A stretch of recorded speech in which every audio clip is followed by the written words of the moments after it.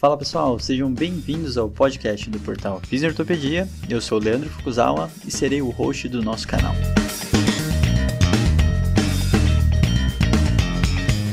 Esse podcast tem como função ressignificar o papel do fisioterapeuta em tempos modernos.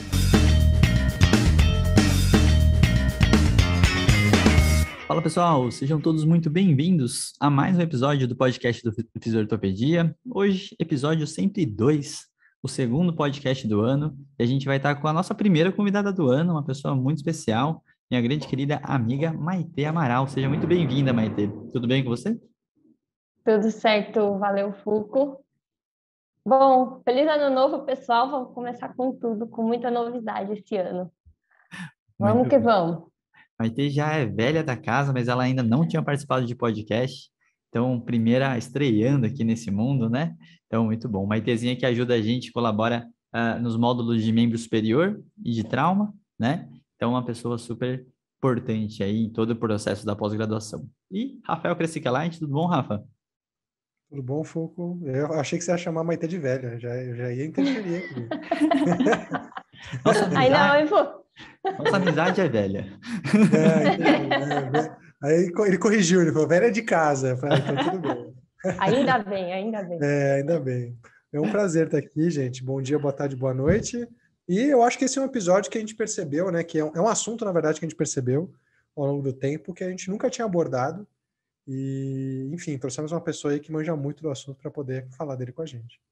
Com certeza. Então, Maitezinha, por favor, se apresente profissionalmente e depois, pessoalmente, quem é Maite Amaral? Certo, vamos lá. Então, me formei em físio, né? Obviamente, me formei em 2012, de São Camilo. Acabei lá, achei que estava faltando alguma coisa, e aí eu entrei no mundo da Santa Casa, onde eu fiz a pós-graduação. E lá a gente divide em 4 módulos, né? Um deles é membro superior em oncologia. Então, eu fiz os 4 módulos da pós e depois eu fiz o aprimoramento em membro superior e oncologia. Então, eu tive mais conhecimento sobre essa área, né? De cotovelo, punho, mão, ombro também.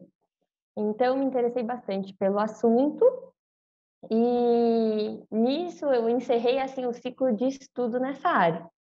Né? Hoje eu atuo clinicamente e dou aula sobre esse módulo, né? Dou aula para em ortopedia e mais algumas graduações.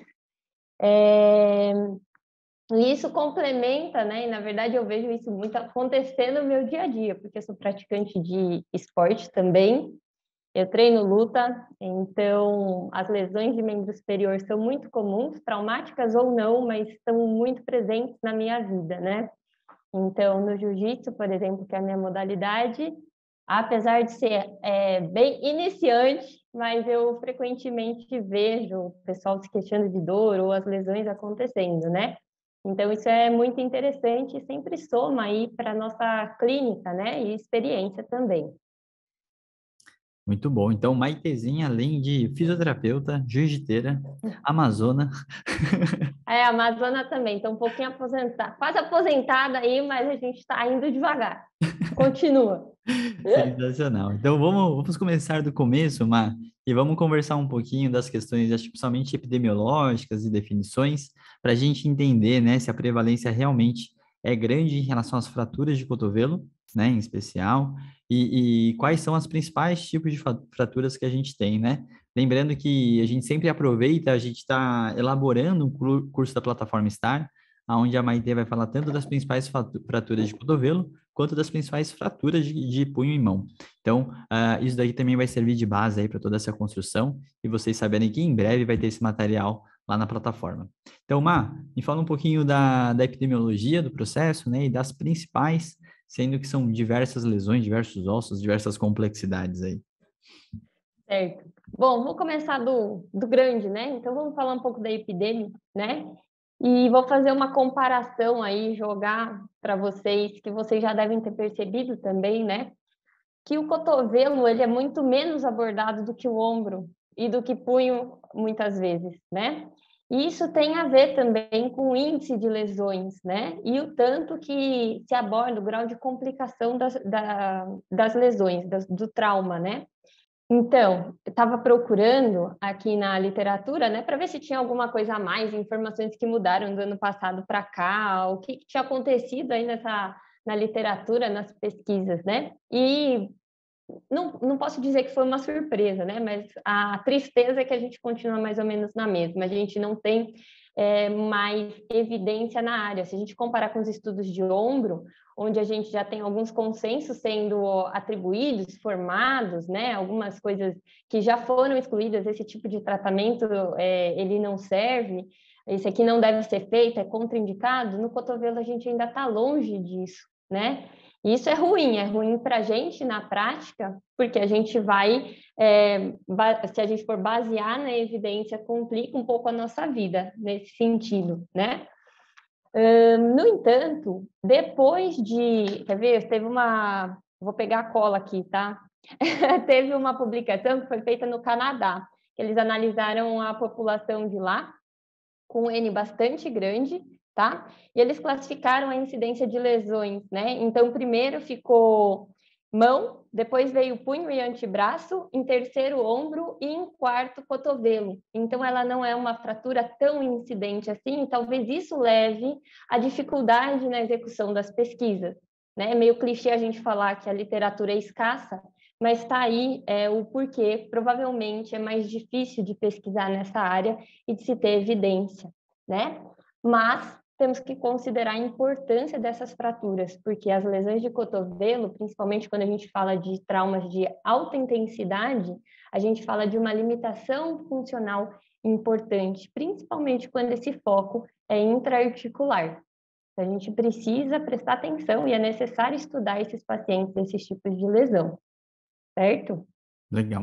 Eu acho que tem uma questão importante, né? Eu acho que toda vez que a gente fala da questão das pesquisas escassas, uma que fica um chamado, né? Eu acho que quando você trabalha em algum centro de referência, você tem que ter um fluxo que naturalmente facilite a transformação de pesquisas, né? Que sejam epidemiológicas, que sejam de outro caráter, para você ter um pouco desse cenário, né, Mar? Então a gente enfrenta e tenta fazer essa mudança, né? De transformar o ambulatório e toda a parte da Santa Casa também em relação à pesquisa. E essa parte que você falou, indo um pouco mais para as especificidades, né? A questão das lesões serem articulares ou não, acho que começa a ter aquele primeiro ponto crítico, que talvez seja a primeira dissociação que a pessoa precisa fazer em relação à complexidade, né? Então, se você puder explicar um pouquinho mais o porquê que essa questão é tão importante, né? E o que que isso mudaria em relação ao nosso raciocínio clínico ou até procedimentos, acho que é importante o pessoal saber. Certo, exatamente, Foucault, completamente de acordo. O que acontece? Se vocês voltarem um pouquinho ali na anatomia do cotovelo, tá? Eu gosto muito de construir esse raciocínio, não tem fórmula exata. A gente precisa raciocinar o que é que está acontecendo e por que isso está acontecendo. Então, vamos começar assim. Por que isso é importante para a nossa REAB? Porque a REAB, ela quer o quê? Devolver funcionalidade. E se ela quer devolver funcionalidade, a gente precisa até saber até onde esse cara pode ir, para a gente devolver quanto a amplitude de movimento, quanto a ficar livre de dor, quanto a instabilidade, que são as principais coisas que a gente avalia aí no cotovelo, que são as complicações. A rigidez articular, bloqueio, né, a limitação do movimento e a dor e instabilidade, tá? Então, quando a gente tem uma fratura com um foco intraarticular, muitas vezes, devido à anatomia do cotovelo, né, onde a gente tem tudo encaixadinho ali, né, rádio, ulna e húmero, eles ficam é uma articulação bastante estável, né, a não ser o rádio que é mais instável um pouco, mas a gente tem uma capacidade ligamentar e muscular ali bastante importante, gerando essa estabilidade. Quando a gente tem esses focos intraarticulares, o que vai acontecer é que a gente pode ter bloqueios ósseos ou bloqueios mecânicos no movimento. E aí não adianta o cara chegar para mim com para a reabilitação se durante a cirurgia a gente não conseguiu estabelecer essa congruência articular, por exemplo.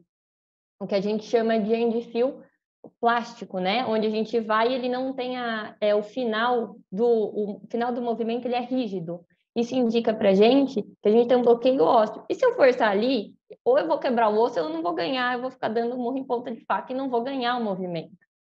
Então, é importante a gente saber disso. né? Isso acontece muito quando o foco é interarticular. Aí a gente vai ter que trabalhar a reabilitação voltado para amplitude de movimento funcional, né?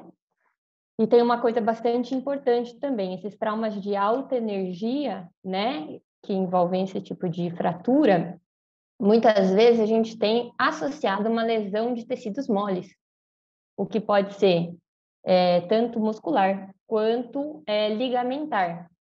E quando a gente fala de cotovelo, tem que ressaltar um ligamento muito especial, que é o ligamento anular. Quando a gente tem a ruptura do ligamento anular, a gente tem uma grande instabilidade do rádio. E isso gera bloqueio de movimento, principalmente para extensão e para pronisupinação, principalmente supinação, certo? E aí tem um conjunto de fraturas, né? Tríade terrível e cotovelo flutuante, que envolvem aí essas fraturas de alta energia, que vão trazer maior índice de complicação. Legal. E uma das coisas que eu acho que é sempre legal de conversar em relação à fratura, né? O paciente, muitas vezes, ele vem assustado porque ele falou assim, nossa, fraturei e talvez tenha que operar. E aí, nesse conceitual dele, provavelmente seja a gravidade está relacionada se opera ou não opera. E não necessariamente é sempre isso, né? Porque tem um pouco da relação do tipo de fratura, e eu sempre gosto de simplificar que se operou, agora a gente provavelmente tem uma região mais estável para conseguir, mais segura para fazer movimentações e até acelerar um pouco do processo da reabilitação, né? E aí eu acho que é importante a gente pensar, né? O que a gente chama de uma lesão grave? E eu acho que tem que sempre pensar no prognóstico ou consequências que a gente está tentando evitar. Você falou de dois casos super complexos, né? Que é a tríade terrível e também o cotovelo flutuante, que são situações com realmente gravidades. Assim, no teu conceitual hoje, na tua experiência, né, Má? O que você chama de algo, uma fratura grave, né? Então, assim, qual que é esses pontos da complexidade da fratura de cotovelo que a gente teria mais atenção ou menos atenção, ou mais consequências e sequelas, né? Certo. Boa pergunta, Fuco. Ele difere um pouquinho de outras articulações, né? Assim, o que a gente leva, eu considero muito, e a gente vê, a literatura já prova isso pra gente, é a instabilidade da articulação. A maioria das fraturas do cotovelo vão levar em consideração para indicar, né, para o tratamento conservador ou para o cirúrgico, quando a gente tem um deslocamento grande dos focos de fratura, né? Então, se a gente tem esses focos muito separados, né? E aí vai depender, não dá para falar aqui, porque aí vai depender se é cabeça de rádio, se é o lécrano, isso aí vai depender, mas, de modo geral, esse distanciamento que eles estão e o grau de se teve envolvimento de lesão de tecidos moles, que são as principais complicações. Isso é meio redundante, né, o que eu estava falando anteriormente, mas aí eles vão optar ou não pela sutura, né, do ligamento, novamente, ou apenas a fixação, né, de osso. Eles vão ver o que a gente precisa de complemento aí. Mas, normalmente, quando a gente tem sem a fratura, sem o deslocamento, ou com um deslocamento muito pequeno, é optado pelo conservador.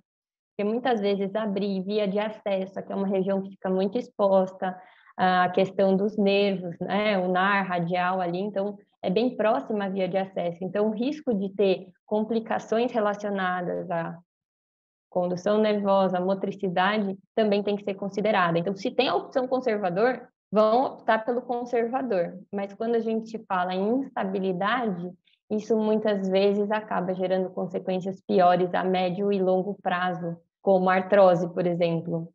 Né? Então, isso acontece muito cedo. Se é um paciente jovem, muitas vezes isso não é benéfico, né? É melhor que seja feita a operação e, por isso, realmente, eles não têm que ter medo. Se foi realmente bem indicada essa cirurgia, pode ter certeza que o resultado esperado na cirurgia é melhor do que o conservador.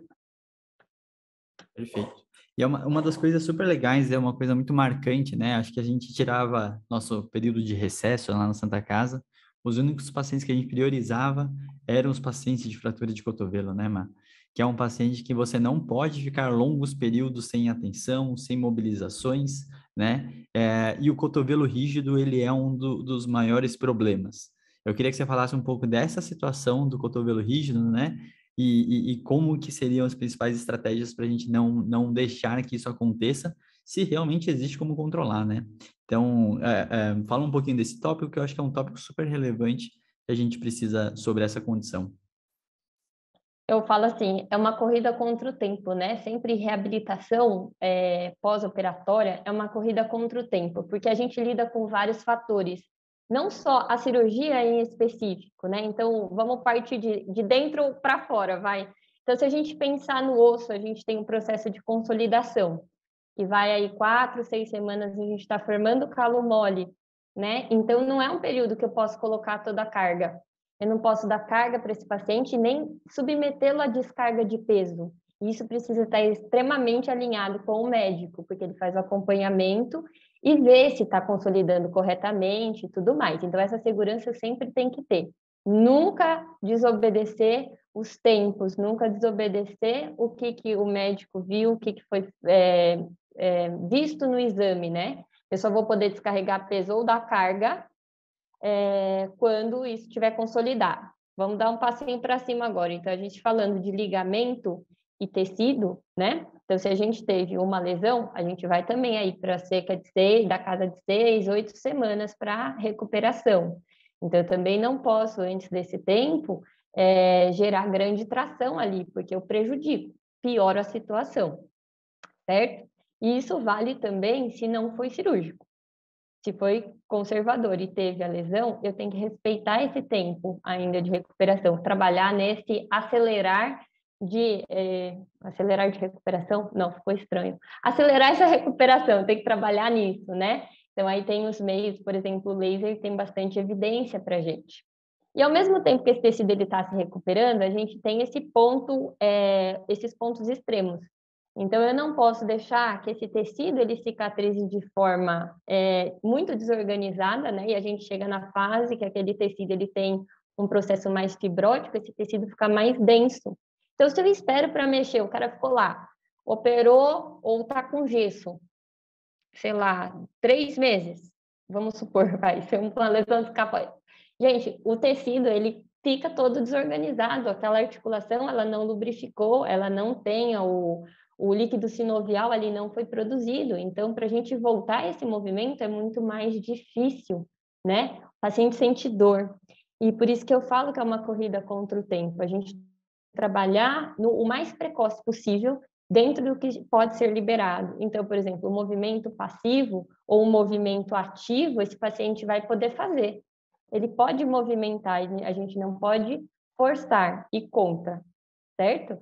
Tanto para o osso quanto para o tecido. E o tecido responde com agressão quando você agride a ele. Então, a gente tem isso também. Se tem cicatriz, preciso mobilizar. A cicatriz é uma das coisas muito importantes, né? Principalmente quando é lateral, né? Lateral, medial, o corte ele fica bem evidente. Eu preciso cuidar dessa cicatriz. Desde aí da segunda semana, a gente já consegue manipular um pouco esse tecido, ajudar nessa cicatrização, seja ela mais superficial ou mais interna. Isso ajuda, então, a mobilidade do tecido, a mobilidade articular. São 2 principais fatores que têm que ser abordados desde o início desse pós-operatório, que seja da reabilitação. Perfeito. E essa parte que você falou é muito interessante, na real, é um grande desafio, né? Porque quando a gente fala de fratura, a gente tem que totalmente respeitar toda a biologia do processo, mas você ter uma leitura constante de como que esse paciente está respondendo. Então, acho que o grande sacada, na real, é você ter essa experiência. Isso, infelizmente, não é um protocolo, não é algo sempre tão fácil de detectar, né? Para você entender se você pode acelerar de verdade ou não, respeitando essa biologia, para realmente manter e preservar esse cotovelo, né? E é uma grande complexidade, como você falou. Eu acho que dentro de fraturas, principalmente cotovelo, provavelmente tem aquele desespero da pessoa, vendo às vezes não respondendo tão rápido e aí tentando técnicas ou estratégias mais agressivas, né? E aí é o principal erro de todos, né, Maite? Porque aí nessa hora que a gente fica tentando, vamos forçar um pouco mais, precisa acelerar, precisa ter mais constância, é isso que a Maite falou. Acaba acelerando o processo de cicatrização e dando mais estímulo, né, da consolidação e acaba enrijecendo. Então, ele tem aquele falso positivo de que no momento responde bem, parece que ganhou mais, mas retorna e ele sempre está voltando igual, né? Então, eu acho que uma das grandes questões é, se você está vendo que constantemente ele sai melhor e volta igual, provavelmente a sua terapia ela está agressiva e você não está conseguindo respeitar o processo, né? Então, essas É, e, particularidades são importantes. e justamente isso é uma referência que a gente tem que dar para o paciente. Olha, tá até aqui. Você sempre dá. Às vezes eu dou alguma coisa que ele meça, algum desenho, sabe? Faço o desenho do braço, ou dou alguma referência. Uhum. Olha, saiu daqui assim, você tem que voltar assim. Porque tem aquele paciente, como em toda o processo de reab aí para qualquer parte do corpo, tem aqueles pacientes que são muito acelerados e outros que são muito medrosos. E no cotovelo, como dói muito, normalmente, ombro e cotovelo eu acho que são assim muito ruins tirando a LCA, mas os pacientes sentem muita dor, então eles têm medo de mexer. Eles não mexem, aí vai ficando rígido, então ele volta com menos amplitude. Então é importantíssimo essa referência para ele ter em casa. Para a gente, quando ele volta para físio, eu preciso saber se eu fui muito agressivo ou não, assim como você falou, mas eu preciso ter a certeza de que ele também está cooperando em casa, porque se ele fica com o braço parado lá em casa, a hora que ele chega aqui, ele diminuiu, mas não foi porque eu fui agressiva, foi porque ele simplesmente não movimentou. Perfeito. E eu acho que uma dicas assim que eu daria também é muito de cuidar dos tecidos adjacentes. Então, assim, você entender como é que tá, né, toda a tensão muscular em relação ao bíceps, ao antebraço, a parte literalmente muscular, eu brinco que é meio que para limpar o ambiente que você vai ter provavelmente menos esforço, porque a grande resposta de toda essa dor e esse processo inflamatório, com certeza vai ser com uma rigidez e uma resposta muscular muito grande, né? E aí você tem aquilo, né? O que está segurando? É um músculo, e aí vai tendo alguns encurtamentos de alguns tecidos, ou realmente é alguma coisa articular. Então, nessa hora, existe uma complexidade muito grande, porque eu sempre falo, né? A gente querer acelerar é uma coisa que atrapalha muitas vezes, mas cuidar desse ambiente, para mim, é o maior segredo. Então, se até onde ele está chegando ou não acaba tendo qualidade, eu acho que é uma coisa super importante de avaliar e tentar sempre olhar, tá? Eu vou puxar o Rafa rapidinho aqui, porque o Rafa é nosso cara da dor, a gente está em breve com especialização em dor aí, falar um pouquinho desses processos da dor, da cronificação na dor pós-operatória, né? Eu acho que isso é uma questão altamente relevante, porque depois de um tempo a gente fica tratando como fratura, fratura, e vamos pensar que depois de uns 3, 4 meses, se não tem uma pseudoartrose, não tem alguma coisa, não tem mais a condição biológica tão agressivamente falando, né? E aí, o que a gente está lidando, Rafa, né? Então, acho que essa é uma parte super importante.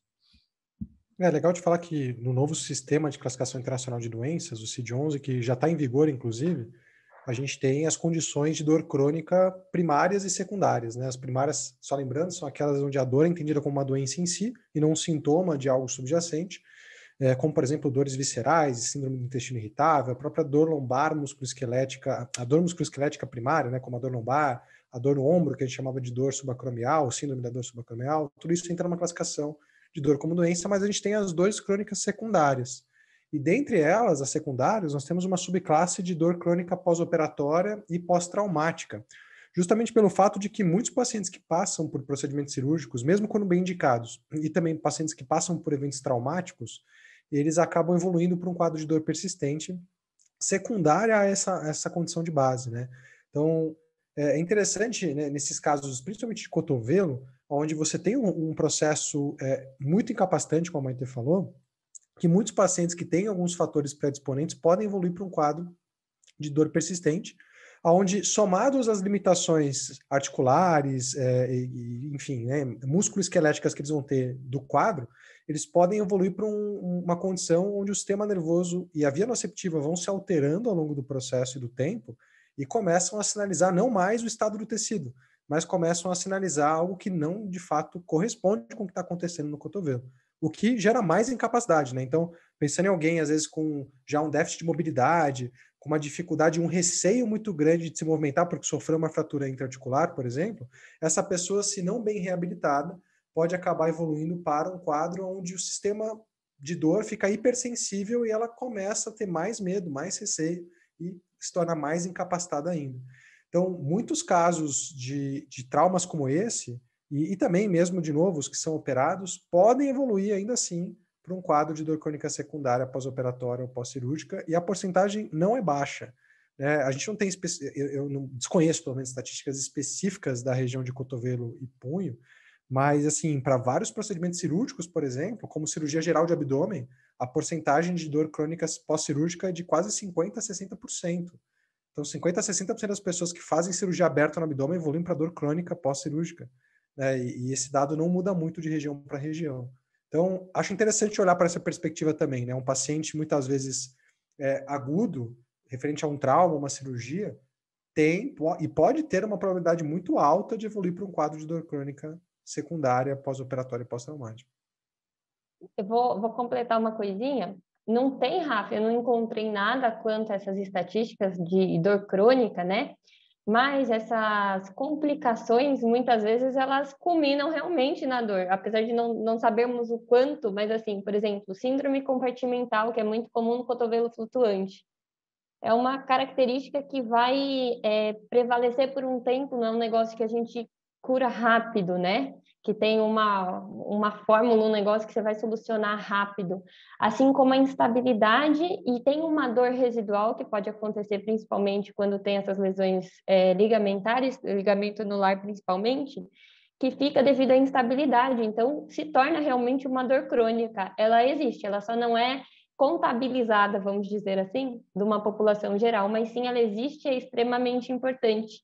Na Santa, inclusive, tem muita gente que faz a REAB, zerou, a gente dá alta, e esse paciente daqui a um tempo volta para o serviço, porque lá tem número de sessões, né? Então acontecia muito, o paciente voltou, mas esse paciente estava de alta, estava bem, o que será que aconteceu? Ah, ainda tem uma dorzinha aqui, ali, aí volta, reabilita, e o cara fica voltando para o sistema anos. E aí, né, essa é a questão da dor crônica, não é mais a cirurgia, não é mais o pós-operatório. É tardio, né? E é uma situação super interessante, eu vou até aproveitar para o Rafa aprofundar um pouquinho mais. Se a gente não está mais pensando no tecido literal, porque ele já está consolidado, ele já teve toda a sua adaptação nesse sentido negativo, né? Como que mudaria essa abordagem se a gente está falando de um histórico de fratura, né? Só que agora a gente está falando de uma dor secundária relacionada a um trauma, um processo pós-operatório. Então, é legal explicitar um pouco essa diferença de abordagens, porque senão acho que acaba caindo num clichê, né, de fazer mais do mesmo, e aí tem mais chance de você fortalecer a cronificação na real, né? Então você favorece ela. Então acho que é legal falar um pouquinho das estratégias diferentes que a gente faria num paciente desse, Rafa. Acho que o ponto principal é entender que, por ser uma condição de dor crônica secundária, isso, né, a própria terminologia nos leva a entender que a condição de base é importante. A condição de base, de alguma forma, determina prognóstico e muitas vezes até os fatores que são associados com essa cronificação. Então, todo episódio de trauma ou cirurgia, ele começa com uma agressão tecidual, ou seja, você tem algum nível, alguma atividade nociceptiva aumentada e o sistema de dor está, de fato, sinalizando algo que está acontecendo. Mas por vários fatores, inclusive, que a gente ainda não entende completamente, algumas pessoas elas começam a ter uma alteração no funcionamento inicialmente, e depois na estrutura desse sistema, tanto nociceptivo quanto de dor. E aí chega um momento aonde a dor do paciente, a alodínia, a hipersensibilidade, a cocontração, ou seja, as proteções musculares que ele faz na região, eles param de ser um mecanismo que está sinalizando algo que está acontecendo no tecido. Eles passam a acontecer não mais por isso, de forma que a conduta muda no sentido de que eu não tenho mais que ter as precauções que a Maite comentou.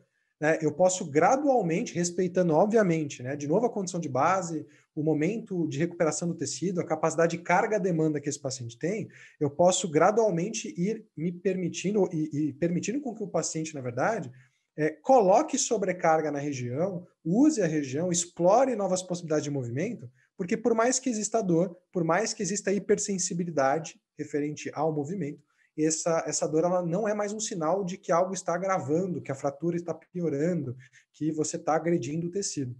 Então, eu diria que, inicialmente, talvez a nossa conduta mude por, em algum momento, começar a entender que a dor ela não deve mais ser respeitada na hora de prescrever exercício. A gente pode e deve prescrever exercício apesar da dor, né, a partir de alguns momentos. E o segundo ponto, que eu acho que é interessante, é a ideia de que esses pacientes vão evoluir com muitos comportamentos de proteção, né? Eles vão começar a restringir angulações funcionais, inclusive, de movimento, eles vão começar a evitar o uso daquele membro, e faz parte do nosso trabalho também expor esses pacientes às atividades e estimular com que eles tenham experiências diferentes com o movimento. Uma terapia de exposição. Qual a diferença? Que muito provavelmente vai existir uma hipersensibilidade na região. Então é complexo, mas a gente teria que ir por essas duas linhas pelo que a literatura nos traz, né? Ao mesmo tempo que a gente começa a prescrever exercício, mesmo que o paciente apresente níveis de dor moderados até altos, em dado momento da recuperação, a gente também tem que fazer com que esse paciente consiga se expor e voltar a fazer suas atividades, né, e ajudá-lo a ter um entendimento um pouco menos ameaçador desse problema. Então, talvez, né, seria uma tríade aí de educação, exposição e exercício, e prescrição de exercício, mesmo que com dor. Acho que talvez essas seriam as diferenças da abordagem. Perfeito. Já começaram alguns estudos prognósticos, Rafa, de fatores prognósticos para fraturas de cotovelo. Estão observando algumas coisas aí nesse processo de reab. É interessante. No ano passado, acho que achei uns 2 artigos que falam sobre isso. São iniciais, um N pequeno, mas interessante, já que começou, graças a Deus. E é importante ressaltar, né? O processo de educação acaba sempre acontecendo, né? Só que ele precisa dessa particularidade. O paciente de fratura de cotovelo, ele tem um perfil que dificilmente a gente vai ter um pré-operatório, né, Má? Então, assim, muitas vezes você não trabalha no ambulatório, né, na enfermaria, você não consegue ter acesso a esse paciente antes, até porque muitas vezes a decisão da cirurgia acontece no momento que ele já chega no pronto-socorro, vê qual que é a situação, e não é aquele tempo depois de um mês o cara vai decidir se opera ou não opera, né? Então, dificilmente a gente vai ter esse contexto. Então, logo em seguida que ele operar, eu acho que a gente conseguir ter essa descrição, né? Conseguir discernir para ele se ele está falando de uma fase aguda, de uma fase crônica, e saber fazer a estratégia educacional diferenciando esses momentos é uma das coisas mais importantes, né? E aí, até a gente está indo aqui para os momentos finais, mas fica à vontade para falar. Eu queria que você realmente falasse do que você encontra, né, e de principais desafios nessa reabilitação, né? A gente já falou de tantos pontos altamente relevantes, mas pensar assim na tua posição profissional, experiência, o que a gente tem de maior desafio para reabilitar um cotovelo numa questão de fratura, né? Certo. Fulco, assim, pratiquei bastante. A Santa foi uma experiência muito grande justamente por estar associada com o ambulatório, né? Na clínica hoje chega muito menos paciente do que eu tinha lá, né? E acho que a dificuldade que eu tive é mais ou menos o que a galera me encontra e me fala na plataforma, né? As dúvidas do módulo. Então, mandam as perguntas para responder. Poxa, o paciente está limitado, o que que eu faço? Quais técnicas que eu posso utilizar, como que eu ganho amplitude de movimento. Esse paciente está com resquício de dor, né? E esse paciente é tardio, que foram as coisas que o Rafa falou, também associada à dor crônica. Então, todo o processo eu vejo como um desafio. Mas o ganhar amplitude de movimento é muito, muito questionado. Acho que é uma das principais dúvidas. Como que eu ganho, né? E o como que eu ganho vai desde quando eu libero, quando que eu posso forçar e quando que eu não posso forçar. E aí entra essa subdivisão em se é aguda, se não é, em que fase que está desse pós-operatório, né? Isso é uma coisa. Se teve lesão de ligamento, por exemplo, meu paciente operou, mas não fez o ligamento. Por que que ele não refez o ligamento, né? Por que que ele está com o déficit de amplitude, não ganha? O endofio é plástico, o que que aconteceu? Né? Aí volta para aquela história, vamos ver com o cirurgião. Aí ele colocou uma prótese de rádio. A prótese de cabeça de rádio, ela tende a limitar, então esquece, você não vai conseguir ganhar. Né? Eu acho que essas são uma das principais dúvidas que surgem, amplitude de movimento, essa dor tardia, né? Ou esse finalzinho da funcionalidade, sabe? Me questionam bastante quanto a isso. E o que fazer quando essa situação acontece? Foi o que eu sofri também no começo, e depois a gente vai entendendo, né? Todo esse bate-papo que a gente fez aqui é justamente construído em cima das dúvidas que foram surgindo ao longo do tempo, porque a gente vai pegando paciente diferente e você fala, putz, isso aqui não funciona. Não, isso aqui, essa amplitude, ela vai ganhar só depois mesmo. Fica tranquilo, você está no caminho. Putz, aqui não pode perder tempo, né? Aqui tem que manipular, olhou a cicatriz, não olhou a cicatriz, né?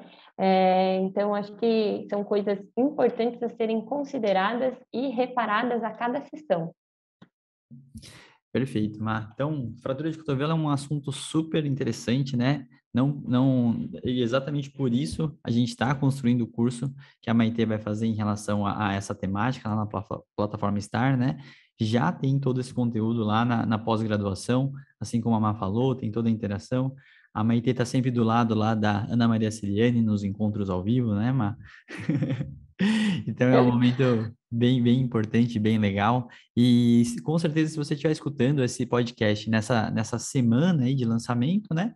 Você ainda tem tempo de estar com a gente na especialização em dor, onde a gente vai abordar um pouco mais essa questão pós-traumática que o Rafa falou. E na de ortopedia e traumato, a gente tem dentro do módulo de traumatologia esses assuntos muito bem explicados, detalhados. Nosso time de trauma aí, ele tá bem forte, tá bem interessante.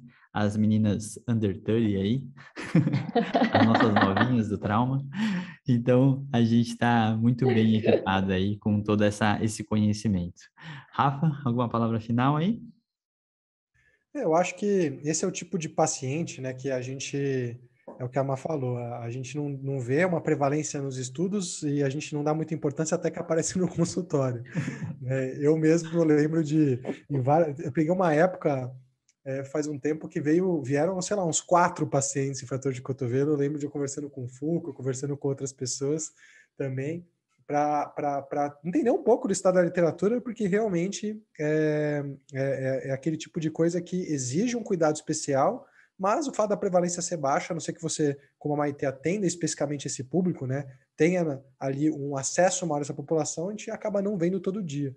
Então, é realmente legal entender, né, sobre as consequências disso, entender que a gente tem que tomar vários cuidados ao longo desse processo, né, e de novo, a gente tem vários cursos que podem ajudar quem está com alguma dificuldade nisso, mas também entender que a gente tem que ter um cuidado especial com aqueles que podem evoluir para um quadro de dor persistente e talvez, né, esses tem que ter realmente um cuidado muito especial. A gente tem que ter um carinho muito grande por aqueles que têm uma chance muito grande de evoluir para esse quadro. É muito difícil de tratar um paciente com dor crônica pós-operatória, pós-cirúrgica, pós-traumática, porque literalmente eles acabam evoluindo por uma série de consequências que são difíceis de reverter e abordar ao longo do tempo. Então, acho que é uma temática importantíssima, assim, né? E nessa nossa pauta de 2022, a gente está se propondo a trazer várias dessas temáticas também à tona aí, né, Foucault? Acho que é um dos nossos objetivos para esse ano também com o podcast. Não, com certeza. E é só, lembrei de um ponto aqui que eu acho altamente relevante, quando a gente fala, com certeza o paciente que tem somente a dor crônica, né, ele sempre vai culpar que tem alguma coisa errada com a cirurgia. E você conseguir desmistificar isso do seu paciente é uma das coisas mais difíceis em relação a toda a conversa e educação com ele, né? Então, acho que esse é um ponto bem relevante, um dos grandes desafios que a gente vai ter, né, Emma? E, por favor, palavras finais aí sobre o assunto ou sobre o que você quiser, palavras de paz, amor e esperanças. Gente, olha, eu espero que vocês recebam cotovelos na clínica de vocês. É um ganho muito grande para a gente, sabe? A gente aprende muito, porque como tem muita coisa envolvida no trauma de cotovelo, né? E se eu posso dar uma dica para vocês, avaliem com calma esse paciente, entrem em contato com o cirurgião que operou. Isso é extremamente importante, não só para fazer o laço, mas para você entender em que situação está o seu paciente e como você pode encaminhar, quais são as etapas da físio que você vai colocar de objetivo, o objetivo de cada etapa, né? Se você pode seguir esse processo natural ou se tem que segurar mais, até onde esse paciente vai, porque eles criam expectativas, né? Então, ele tem expectativa de que o cotovelo vai voltar a estender normal, vai dobrar normal, e se a cirurgia não foi bem sucedida, depois é uma frustração muito grande. Então, esteja atento, faça uma boa avaliação nesses pacientes, não deixem passar batido esses principais pontos que a gente falou. Se for um paciente mais tardio, considere sim a questão da dor crônica, tá? Entenda o seu paciente. Isso é extremamente importante quando a gente fala desses graus mais complexos de fratura ou fraturas em si mais complexas, tá? Então, acho que é isso. Se vocês tiverem qualquer dúvida, podem me mandar para a gente aqui do Fisiortopedia. Estamos sempre à disposição para esclarecer. Perfeito. Lembrando que agora os nossos episódios também estão no nosso canal do Telegram, tá? Onde tem agora a possibilidade de deixar comentários. Então, vai facilitar todo o processo de interação. E não esqueçam, né, de curtir, compartilhar esse episódio agora no Spotify para poder dar 5 estrelinhas para a gente aí e ajudar a alavancar mais ainda o nosso canal. Então, galera, muito obrigado, Maitê, muito obrigado por todo o conhecimento aí. E a gente se vê no próximo episódio. Um grande abraço, valeu!